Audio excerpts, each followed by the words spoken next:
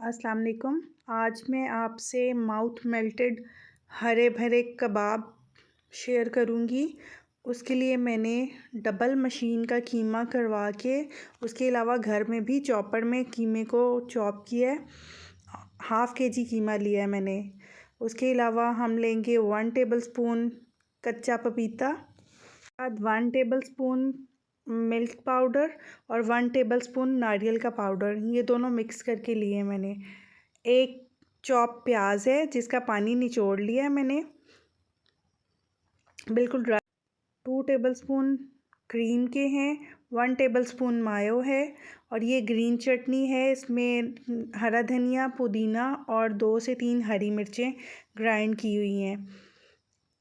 Spices में कुटा धनिया 1 टेबलस्पून, जीरा, गरम मसाला, पिसी लाल मिर्च, ये तीनों हाफ टी स्पून लिए थे। कुटी लाल मिर्च 1 टेबलस्पून, नमक अकॉर्डिंग टू टेस्ट डालें और बाकी के सारे स्पाइसेस ऐड करेंगे, जिसमें कच्चा पपीता है।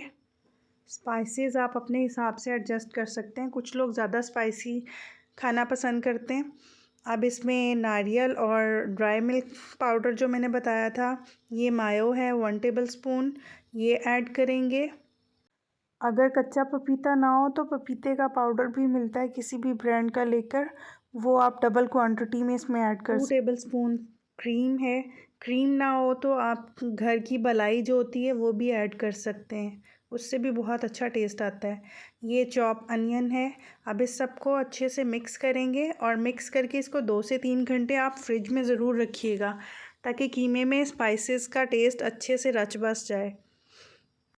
1 टेबलस्पून इसमें बटर ऐड करेंगे और इसको भी अच्छे से मिक्स करेंगे। बटर से भी बहुत अच्छा टेस्ट आता है इसका, बहुत सॉफ्ट बनते हैं ये।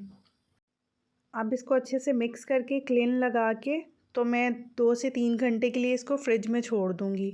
फिर इसके हम कबाब की शेप देंगे।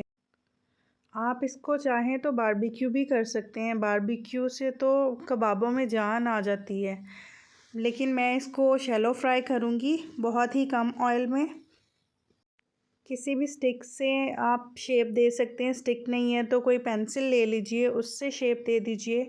अगर बारबेक्यू की सीख है आपके पास जिस पे कबाब बनाए जाते हैं, उस पे भी बना सकते हैं। जो भी फैसिलिटी आपके पास अवेलेबल है आप उस पे कबाब की शेप दे सकते हैं। अब हम इसको ऑयल गरम करेंगे और शैलो फ्राई करेंगे, बहुत थोड़े से ऑयल में इसको फ्राई करेंगे। इसको ओवर कुक नहीं करेंगे हम लोग, इसको 3 से 4 मिनट एक साइड पे कुक करेंगे और 3 से 4 मिनट दूसरी साइड पे कुक करेंगे। अगर ओवर कुक करेंगे तो ये सारे जूसेस इसके ड्राई हो जाएंगे और कबाब ड्राई बनेगा वरना। अगर आपको मेरी रेसिपीज़ अच्छी लगें तो प्लीज़ लाइक कर दीजिए और मेरे चैनल को सब्सक्राइब कीजिएगा। अगर आप चाहते हैं कि मैं इसी तरह से अच्छी अच्छी डिशेज़ आपसे शेयर करूं। लास्ट पे मैं अब कोयले का धुआं दूंगी, कोयला दहका के ऊपर थोड़ा सा ऑयल डालेंगे और इसको ढाँप देंगे 3 से 4 मिनट। मज़ेदार कबाब तैयार हैं।